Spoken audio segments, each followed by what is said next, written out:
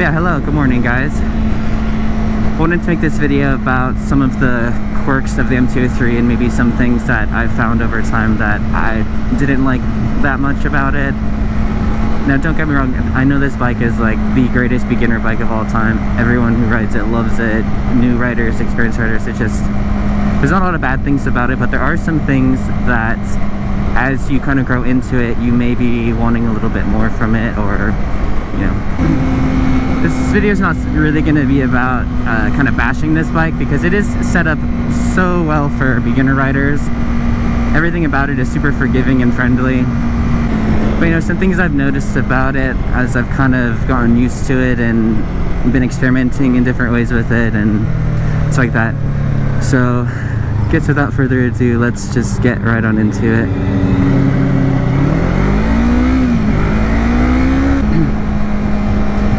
So in the about 5 months of ownership of this bike and riding it around and experimenting in different riding scenarios, I could probably boil it down to 3 main quirky features about this bike.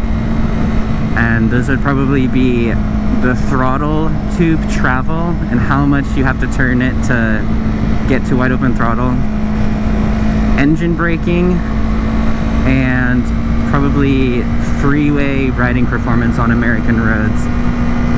So those 3 things I'll probably talk about more in detail.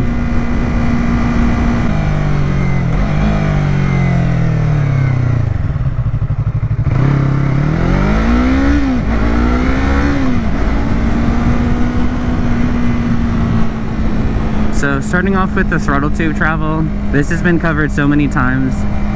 The throttle tube, you have to basically, if you want to go to open throttle, you have to like do some crazy hand contortioning movements to get it like all the way open. It's not really the easiest throttle to get to full throttle, and probably for good reason, because it is more geared toward beginner riders. But this bike is a 300cc. It doesn't have a ton of power as it is, so you're definitely using the full throttle if you're riding on the freeway. You're using full throttle if, you know, you're trying to go onto the highway.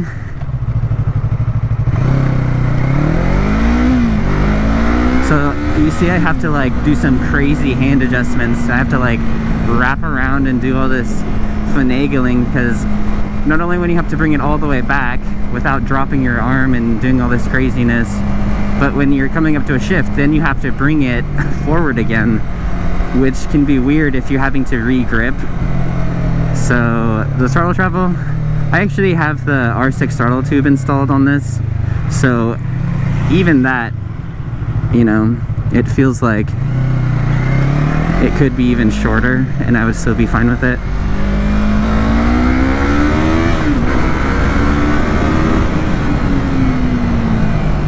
So yeah, throttle travel, that's one interesting little quirk about this thing.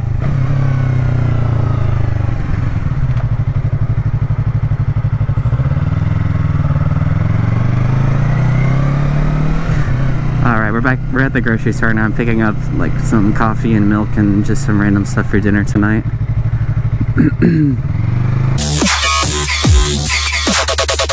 Alright, here's the lutations.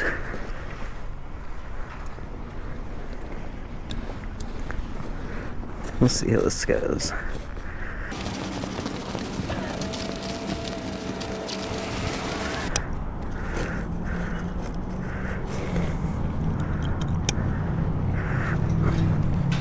It's kind of heavy.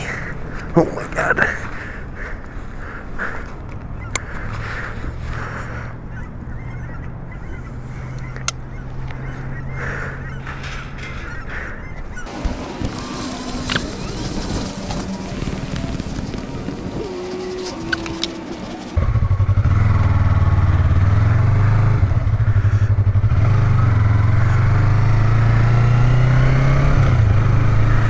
Alrighty, we're out of here. That was a pretty good little grocery run.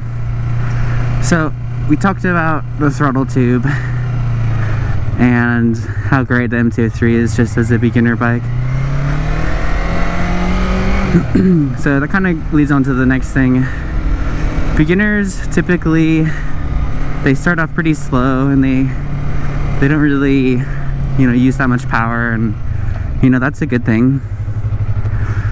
So also when you're a beginner, you don't really use the freeway. Going on the freeway is like a pretty big step, or at least it was kind of a big step the first time I went on the freeway. And you know, you don't really need that much power until you really experience freeway riding, because you know, all of that wind and what am I trying to say? When you're cruising at 65, 70 and you're trying to just go around someone and you twist the throttle to try to get moving, you're not really gonna go anywhere like you typically would on this bike when you're going like 40 miles per hour and you twist the throttle. Free riding is the crux of 300cc bikes in general, because they just don't have that, you know, freeway speed power that, you know, you kind of need sometimes when you're trying to do stuff. So really your only escape paths on a 300cc bike like this on the freeway is braking or swerving. You can't really accelerate out of a problem like you typically could. For instance, like if I'm going by this guy and I suspect he's gonna kind of pull out on me, I can just kind of go like this and go around him. Well, that's an escape path. But on the freeway, you cannot do that. You can't, it doesn't have the grunts to kind of pull away at highway speeds. And that's not to say that it can't really keep up. It can do 80 miles per hour.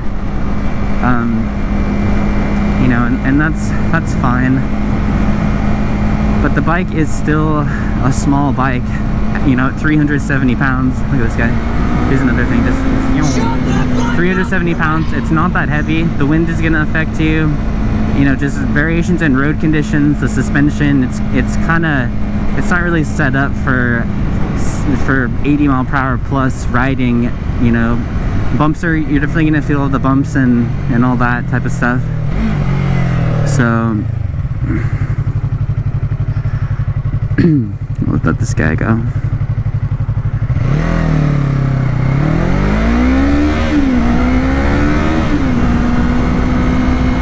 So the freeway riding definitely would be better on a heavier bike, a higher displacement bike with more power. So that's one of the other things to consider when you're shopping around for beginner bikes. It's definitely true about growing into a bigger bike, but you know, this bike is probably ideal for city riding. This bike is just phenomenal for riding in the cities. You know, under 60 mile per hour riding, it is just, you have plenty of power to just do whatever you want. It's super fun around cities. It's okay on the highway, not super great. You know, you don't have an acceleration as an escape path. Something to consider and to ride accordingly. So, talked about the throttle tube being weird, sure. Talked about riding at highway speeds being kind of weird. Probably the last thing would be the engine braking on this bike. The engine braking on this bike is crazy. I'm not even touching the brakes, and we're already coming to stop. It is just insane how much the bike engine brakes. And that could be a good and a bad thing depending on your riding style. In the city, the engine braking is like kind of nice because you can just, you know, let go and the bike will slow down to a stop sign and all that good stuff. Track riding, probably not the best because every time you downshift, you're going to be kind of lurching forward. It is pretty amusing to ride this bike coming to a stop because of how much engine braking it has. You can really just downshift your way to the stop. I mean, it is pretty fun. You're always kind of busy on this bike, which is fun. You're always doing something, either shifting or you're shifting a lot actually.